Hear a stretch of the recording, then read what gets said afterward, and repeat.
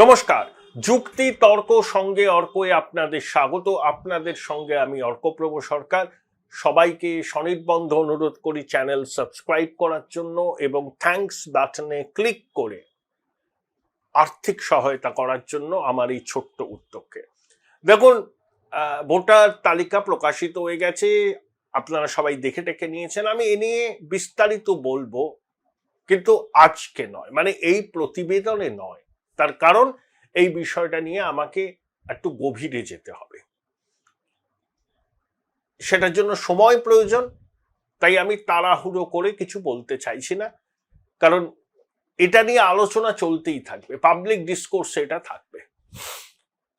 দেখুন, Kejriwal রাউস avenue court থেকে নির্দোষ হিসাবে ঘোষিত হয়েছেন। সিবিআই সেটাকে চ্যালেঞ্জ করে আদালতে যাবে।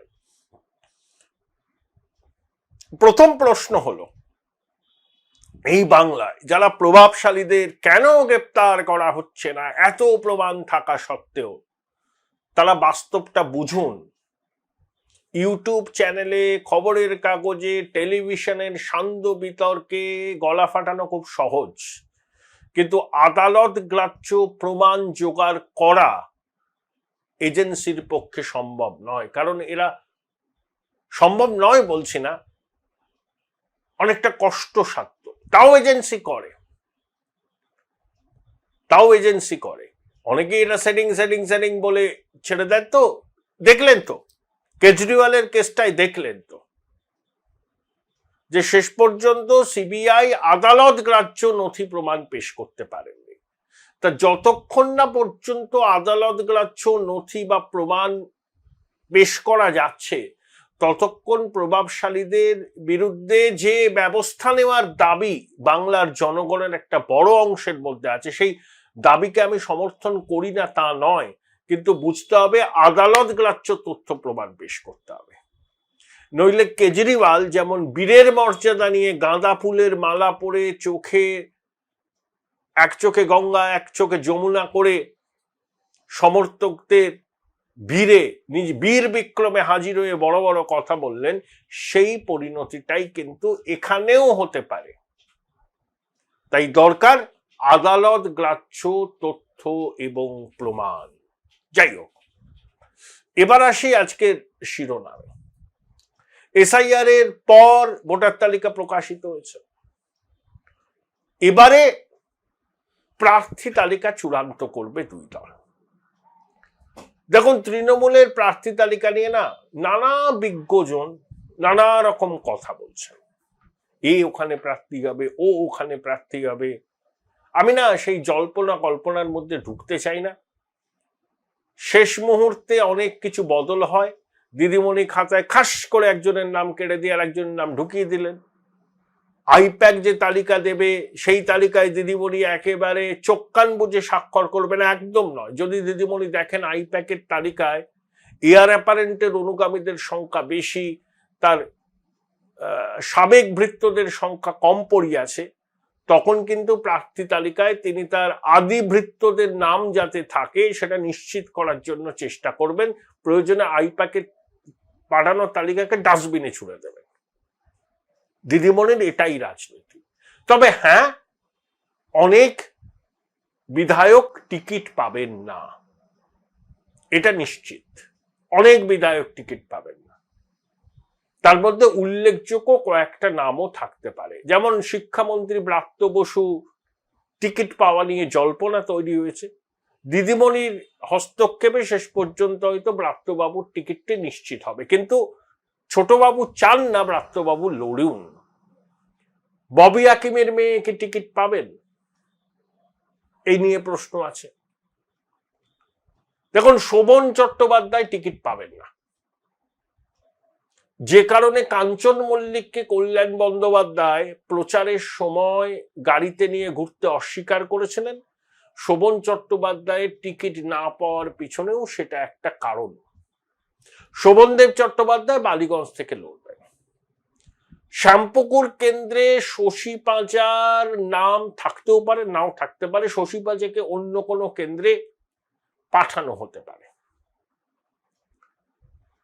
তবে অনেক প্রার্থী বদল হবে, যেমন অপরাজিতা আড্ড, অঙ্কুশ হাজরা, ইমনকে সম্ভবত কাঞ্চনের জায়গায় উত্তরপাড়ায় নিয়ে আসা হবে। কিছু নতুন মুখ সুযোগ পাবে। অশোক দেবের টিকিট পাক্কা, যদিও তার বয়স অনেক হয়েছে, কিন্তু তিনি এখনো একেবারে ফিট। সকাল 6টা থেকে রাত 12টা অশোক দেবকে যে কেউ যে কোনো সময় ফোন করলে তাকে পেয়ে যাবে। তাই তৃণমূলের প্রার্থী তালিকা নিয়ে আমি অযথা বেশিক্ষণ আপনাদের সময় নেব না। আসি বিজেপির কথা। বিজেপি কটা ইয়ারস্টিক ঠিক করেছে। যেমন যারা দুবার নির্বাচনে হেরেছেন তারা প্রার্থী হবেন না। 2, কোনো সাংসদকে বিধানসভা নির্বাচনে প্রার্থী করা হবে না। 3, বিধায়কদের মধ্যে যাদের পারফরমেন্স ভালো নয়, যারা এলাকাতে জানি না, তারা টিকিট পাবেন না। 4, মন্ডল স্তর থেকে বিজেপি প্রার্থীদের নাম চেয়ে পাঠিয়েছে, খুব ভালো কথা, কিন্তু তৃণমূলের যেমন আইপ্যাক, বিজেপির হয়েও এরকম 2-3টে সংস্থা কাজ করে, তারাও কিন্তু কেন্দ্র পিছু প্রার্থীদের নামের তালিকা একেবারে দিল্লিতে পাঠিয়ে দিয়েছে। বিজেপির প্রার্থী তালিকা চূড়ান্ত হবে সংসদীয় বোর্ডের বৈঠকে। সেখানে পার্টির পক্ষ থেকে পাঠানো নাম, পরামর্শদাতা সংস্থার পাঠানো নাম, এগুলোকে নিয়ে চুলচেরা আলোচনা হবে। এবং অবশ্যই যেই প্রার্থী হন না কেন, রাষ্ট্রীয় স্বয়ংসেবক সংঘের অনুমোদনটুকু তাকে নিয়ে আসতে হবে। ধরুন কংগ্রেস বা তৃণমূল থেকে কেউ বিজেপিতে এসছেন, 1 বছরও হয়নি, পরিচিত মুখ, সাংগঠনিক কাজে সেভাবে দক্ষ নন, তাকে প্রার্থী করা হবে না। প্রথম কথা, বিজেপি নিশ্চিত করতে চাইছে যেই আসুক না কেন, যত বড় হনু তিনি হন না কেন, বিজেপির মতাদর্শের প্রতি তার একটা আনুগত্য থাকতে হবে। এবং সব ক্ষেত্রে সংঘের অনুমোদনটা ভীষণ ভীষণ রকম জরুরি বলে এবার বিজেপি নেতৃত্ব মনে করছেন। আগের বার কি দেখেছিলাম, কৈলাস বিজয়বর্গী দাপাদাপি করছেন, তিনি বঙ্গ বিজেপির মুখ হয়ে গিয়েছেন। প্রয়াত মুকুল রায় এবং কৈলাস বিজয়বর্গী বিভিন্ন দল থেকে লোকজনকে নিয়ে আসতেন, তখন হেস্টিংস ওদের কার্যালয়ে পতাকা ধরিয়ে দেওয়া হতো, অনেককে টিকিট দেওয়া হয়েছিল, হেরে গিয়ে তারা আবার তৃণমূলে ফিরে গেছেন। সেই ভুলটা এবার বিজেপি করবে না। নারা কবার বেলতলায়, যেমন রুদ্রনীল ঘোষ 6 বছর হয়ে গেল বিজেপির সঙ্গে যুক্ত, অ্যাক্টিভলি বিজেপি করেন, তিনি প্রার্থী হবেন সম্ভবত পূর্ব মেদিনীপুরের রামনগর কেন্দ্র থেকে। যেমন প্রাক্তন আইপিএস অফিসার ভারতী ঘোষ, তার নামে জল্পনা হচ্ছে যে তিনি পশ্চিম বর্ধমানের পাণ্ডবেশ্বর থেকে নির্বাচনে লড়বেন। যদিও ভারতী দেবী 2টো নির্বাচন কিন্তু হেরেছেন, তা সত্ত্বেও ভারতী দেবীকে যদি প্রার্থী করা হয় সেটা ব্যতিক্রম হবে। জিতেন তেওয়ারি কোনো অবস্থাতেই এবার নির্বাচনে লড়তে চাইছেন না। তিনি চাইছেন যে পাণ্ডবেশ্বর সংলগ্ন 3টে কেন্দ্রে বিজেপির প্রার্থীকে জয় পাইয়ে দিতে, তার জন্য তিনি ঘাম ছড়াবেন। তাপস রায় সম্ভবত উত্তর কলকাতার শ্যামপুকুর কিংবা জোড়াসাঁকো কোনো কেন্দ্র থেকে দাঁড়াবেন। সজল ঘোষ দাঁড়াবেন বড়নগর থেকে। মানিকতলা কেন্দ্রে শিশু চিকিৎসক ডক্টর বিশ্বপতি মুখার্জির নাম ঘোরাফেরা করছে। বিধাননগর কেন্দ্রের অনেক দাবিদার আছে।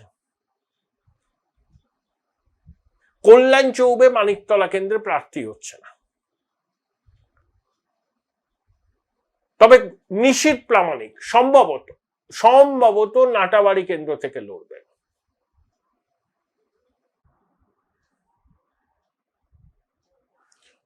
সুইস্টফ গোসাই এবার প্রার্থী হচ্ছেন না।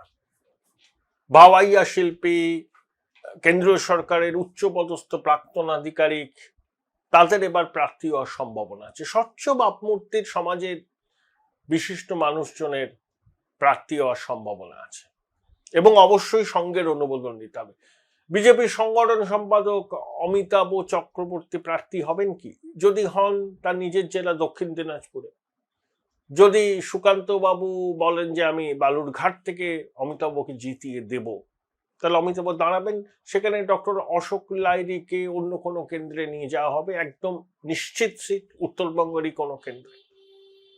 তবে এসআইআর এর পর, ভোটার তালিকা প্রকাশের পর সব দলই কিন্তু খুঁটিয়ে দেখছে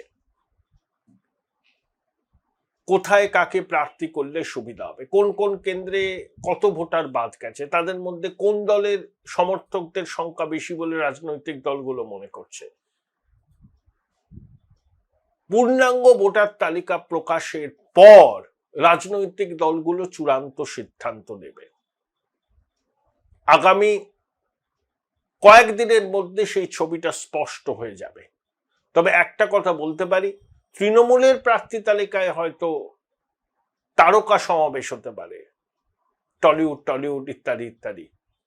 বিজেপির প্রার্থী তালিকায় বিজেপির কর্মী, দীর্ঘদিনের বিজেপির নেতা, রাষ্ট্রীয় স্বয়ংসেবক সংঘের সঙ্গে সম্পর্ক আছে এমন ব্যক্তিদেরই প্রাধান্য থাকবে বিজেপির প্রার্থী তালিকায়। Join Indian Institute of Hotel Management now. Right choice, right decision.